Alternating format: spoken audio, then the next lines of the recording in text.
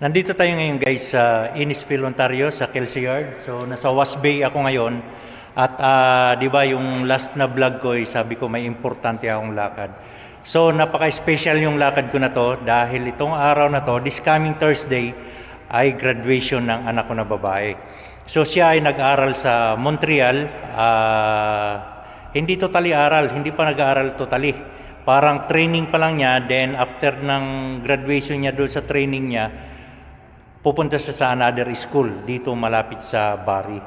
So yung anak ko na yung guys, hindi ko lubos maisip dahil mula nung pinanganak yan ay parang sensitive yan siya. Laging naka-aircon yan kasi pag hindi siya naka-aircon, hinihika siya, namamantal siya. So hindi ko akalain, hindi ko lubos talaga akalain na papasukin niya yung ganong klaseng trabaho. So nag-training siya ngayon sa Quebec.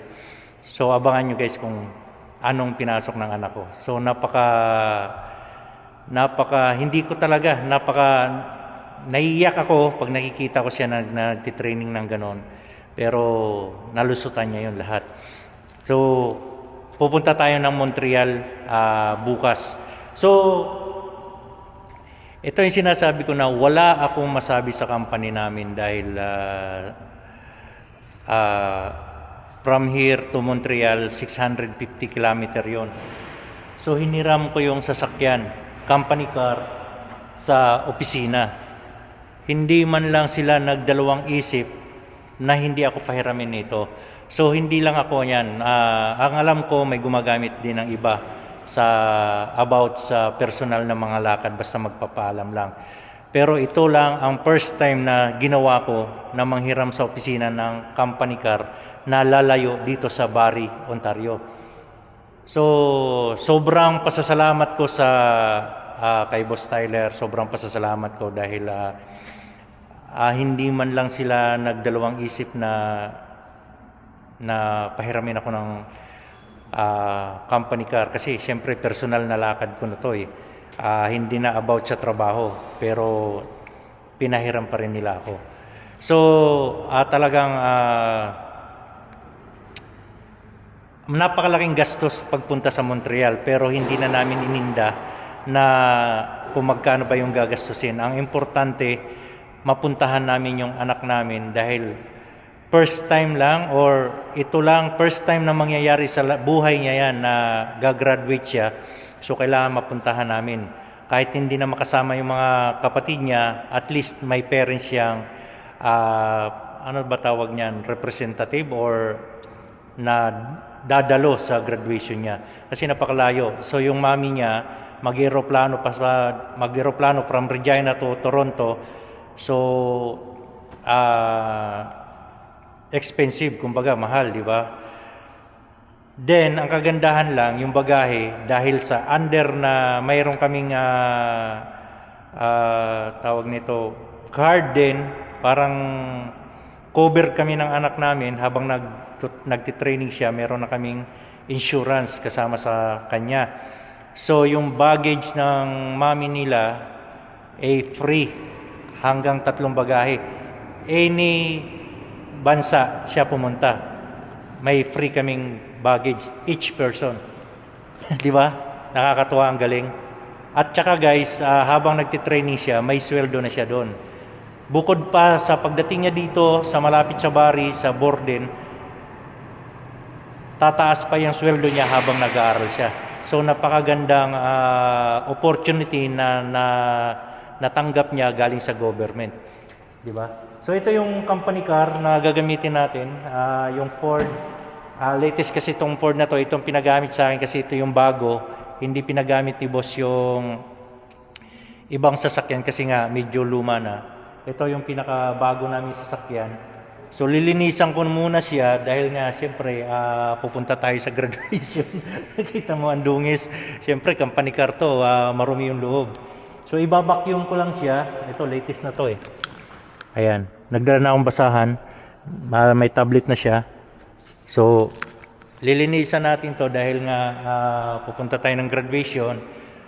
Siyempre sasakay yung anak ko, pati yung mga classmate niya. So, yun. Sobrang thank you sa company na to dahil hindi sila madamot sa mga driver nila. Lalo na pagdating sa mga importanteng bagay. So, yun. Linisin muna natin to, guys.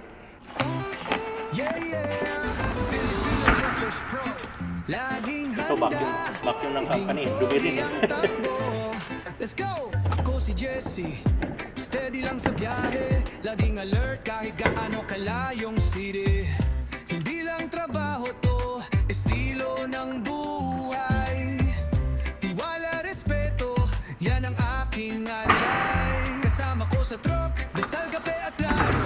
Tuloy lang kahit mag-isa minsan sa kalsada ko.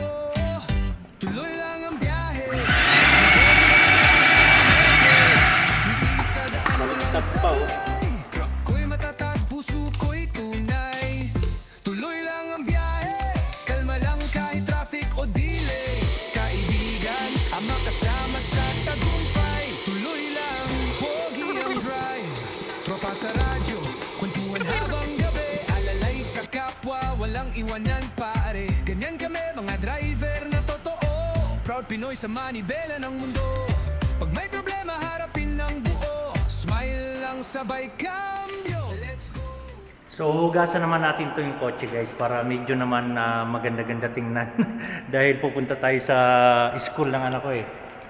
Para luminis-linis naman siya, pati sa loob. Kasi hindi ko alam kung, siyempre, natural, lalabas kami, kakain kami sa labas. Baka sumakay yung mga classmate niya, di ba?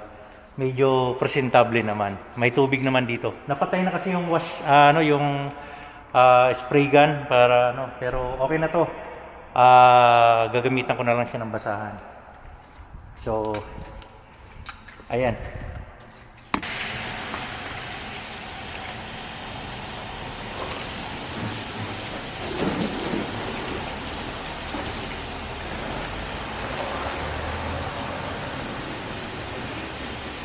Sobrang saya ko, sobra ko talaga ang pasasalamat sa boss namin dahil hindi kami pinagdadamutan na gumamit ng sasakyan.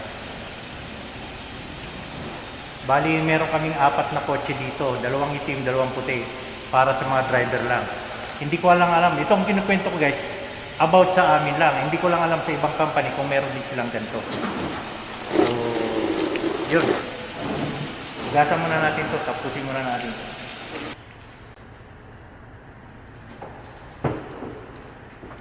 Malamig na yung tubig, masakit sa daliri.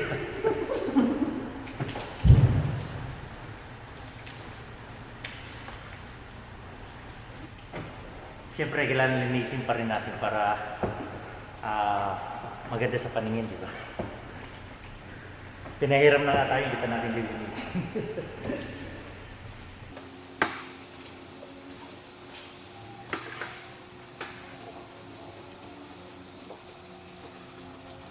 So, biro mo, 650 kilometer one way. So, round trip nasa 1,300 kilometer. Hindi pa yon kasi pupunta pa kami, may pupuntahan pa kami, di ba?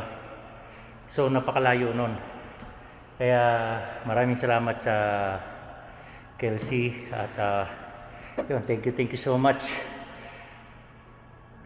Yun lang. Maraming salamat. Hindi ko kayo makakalimutan. Kung hindi dahil sa inyo, wala ako dito sa Canada. So yun guys, tapos na natin mahugasan yung service na gagamitin natin bukas. At winasingan ko rin pala itong wash bay para pag magluto ang tropa hindi malikabok. Ayan. So ready to go na tayo. Thank you, malinis na. See you tomorrow guys. A few moments later. So guys, nandito na tayo sa Toronto Terminal 3 Airport at para sunduin yung asawa ko dahil magkasama kami papunta ng Montreal, Quebec. So ito na yung airport oh. So nasa number 13 daw siya.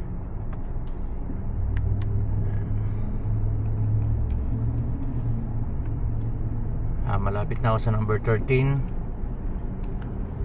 So ayan.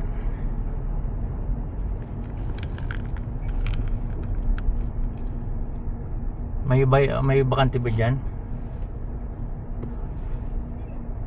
Hindi. Parking.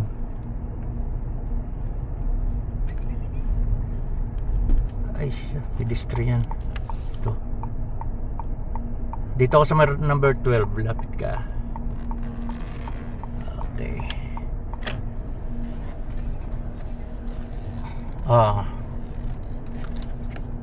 KFC nga. So ito na yung sundo ko. Ha? Saan bansa ka ba galing? Galing ako sa ano, Bakit sa Walmart? bansang hindi makikita. Bakit Walmart? Bakit Walmart ito? Mukhang namalengke ka lang dyan sa airport ha. Ang init dito. Iba yung lamig ko sa ano.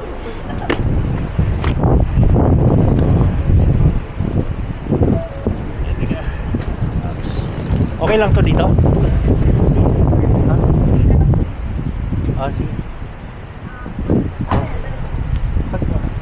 Para ano, kita sa camera. Ako na. Ako na. I-move ko na lang. Sige lang. So ito yung Terminal 3, Toronto Airport.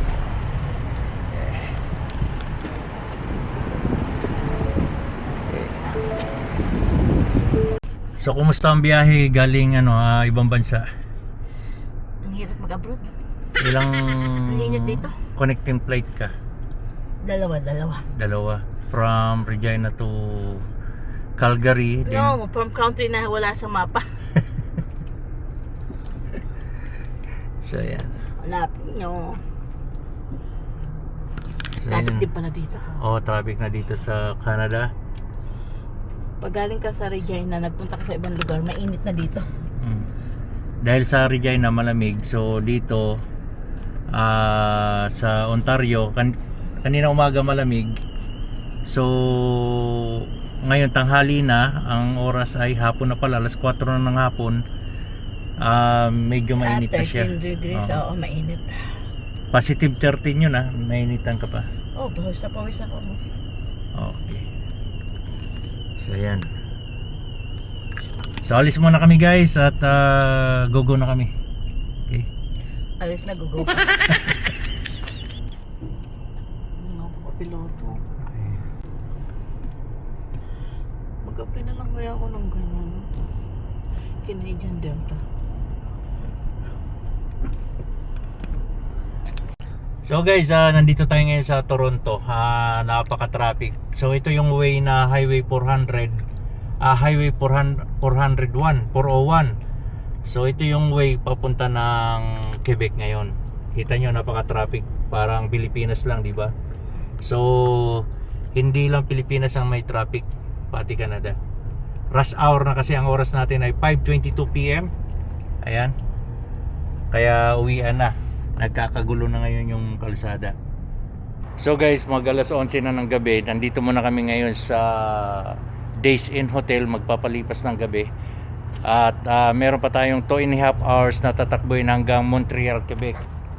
So ito ang pinakamalapit na hotel na nadaanan namin, kasi ang susunod na hotel 2 hours pa.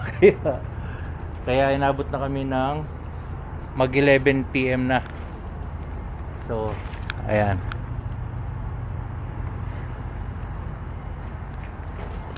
Kaway muna. Malamig dito. Malamig na. Sa lugar nila. So kuha muna tayo ng gamit para may panligo tayo bukas. Okay. Dami namin dala.